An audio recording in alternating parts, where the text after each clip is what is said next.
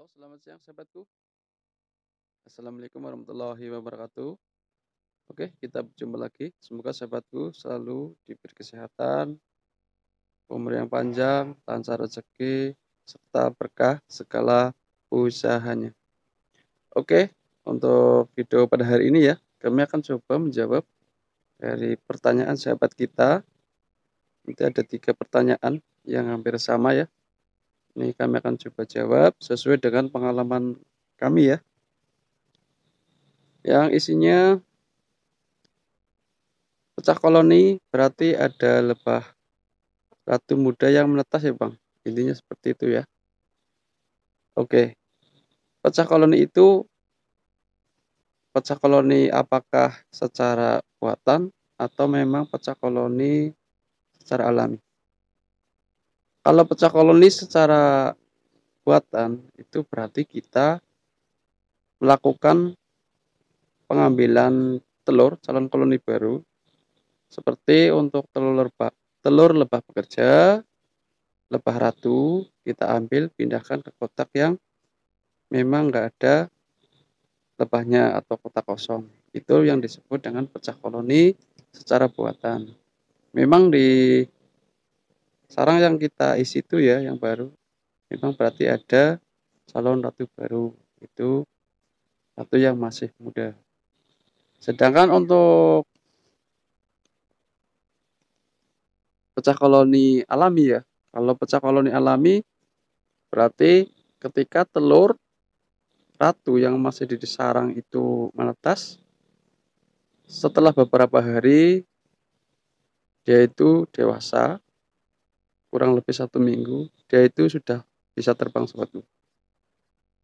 Terus ketika dia terbang keluar, maka dia itu tidak kembali ke sarang, melainkan mencari sarang lagi, keluar mencari sarang lagi untuk dia itu tempati bersama koloni yang lain. Itu yang dinamakan pecah koloni alami.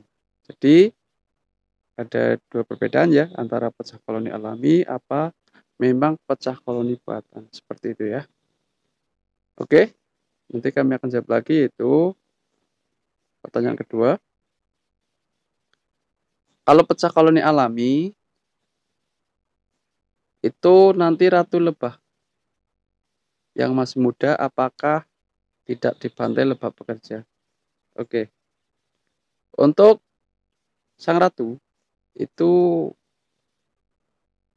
belum lihat sahabatku ya kalau dibantai lebah pekerja, karena sang ratu itu justru sangat dilindungi oleh lebah pekerja sahabatku.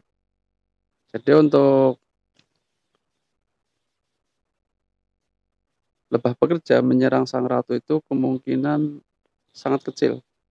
Justru dia itu sangat melindungi sosok ratunya. Terkecuali memang kalau ketika menetas ya, panas banget sahabatku. Ketika menetas, dari telurnya itu cidra, sang ratunya itu keluar dari telur, langsung cidra, barulah lebah pekerja itu membuangnya dari sarang. Karena tidak produktif ya bagi mereka, maka barulah dibuang keluar. Itu gak dibunuh sahabatku, justru memang dibuang. Baik itu lebah ratu maupun lebah pekerja yang cidra itu pasti dibuang keluar. Karena tidak produktif untuk dipakai dalam koloninya. Panas banget sahabatku. Geser. Oke, di sini ya. Jadi untuk lebah pekerja itu kemungkinan sedikit lah ya yang menyerang ratu lebah. Terkecuali sesama ratu sahabatku ya. Ketika menetas di sarang itu terus ketahuan sama ratu yang sudah lama di situ, yang sudah dewasa, sudah gemuk. Mereka itu biasanya saling serang dulu sahabatku. Kalau memang ratu mudanya kalah, bisa mati sahabatku karena diserang. Namun kalau menang, kebalikannya, justru ratu yang tua itu kalah sehingga dia itu keluar dari sarang, biasanya menjatuhkan diri sahabatku. Karena ratu yang sudah tua itu sudah gemuk, nggak bisa terbang. Yang bisa terbang itu ratu yang masih muda, sehingga dia itu masih bisa pecah koloni, yaitu mencari sarang baru beserta koloni lebah yang sudah dewasa. Kalau koloni lebah yang masih muda baru menetas bersama ratu itu biasanya belum bisa terbang mencari makanan ya, maka mereka itu ditinggalkan. Yang mengikuti lebah pekerja yang sudah dewasa atau yang sudah tua. Oke, pertanyaannya ketiga ya, yaitu jika di dalam sarang itu sosok ratunya lebih dari satu untuk telurnya mungkin ya, apakah bisa menetas semua? Terus bagaimana jika semuanya itu ada di dalam sarang, lebih dari satu mungkin ya ratunya dalam sarang, itu keadaannya gimana? Oke, untuk ratu lebah yang masih berbentuk telur, walaupun jumlahnya itu lebih dari satu, biasanya menetas semua sobatku ya, terkecuali ketika menetas itu cidra, berarti kan menetas. Kalau cidra memang nggak dipakai, langsung dibuang, itu nggak dibunuh, cuma dibuang sobatku ya. Terkadang kita melihat ada telur calon ratu, kita pisah ke kotak yang lain yang kosong dengan harapan kita membuat koloni baru. Terus tiba-tiba ketika sudah waktunya ratu menetas, ternyata nggak ada. Jadi itu bukan kesalahan kita. Biasanya ratu itu menetas dalam keadaan cidra, sehingga dibuang ke luar, tidak dipakai oleh lebah pekerja karena menurut mereka itu tidak produktif untuk dijadikan indukan ya. Jadi seperti itu pengalaman kami ketika melihat sosok ratu yang memang benar-benar nggak ada di sarang.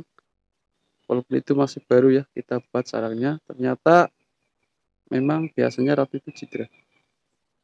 Terus kalau lebih dari dua, itu biasanya mereka itu saling serang sahabatku ya. Antara ratu yang satunya lagi dan satunya lagi itu saling serang, berantem di dalam perebutan sarang ya. Dan ketika salah satu ratu yang kalah, kalau dia selamat, maka dia keluar sarang, dia itu mencari tempat untuk sarang yang baru untuk dia tempati.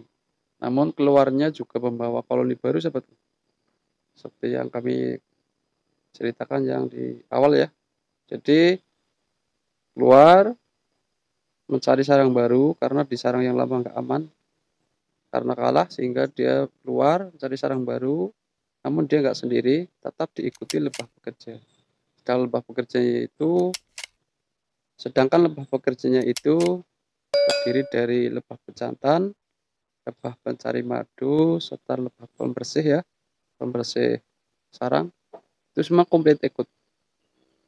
Memang untuk koloni baru ya, itulah yang disebut pecah koloni secara alami ya. Jadi kalau memang di dalam sarang lebih dari satu ratu yang memang sudah menetas, itu seperti itu keadaannya. Dan tetap sarang itu membutuhkan cuma satu ratu, tidak lebih.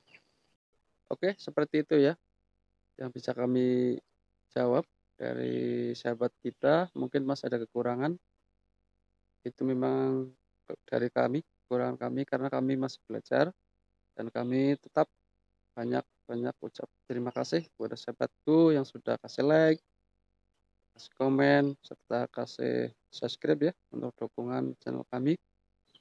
Mudah-mudahan semua yang dilakukan oleh sahabat kami pada channel kami memberikan keberkahan buat kita semua. Semoga ini manfaat ya dari kami. Nantikan video kami selanjutnya. Selamat siang. Assalamualaikum warahmatullahi wabarakatuh.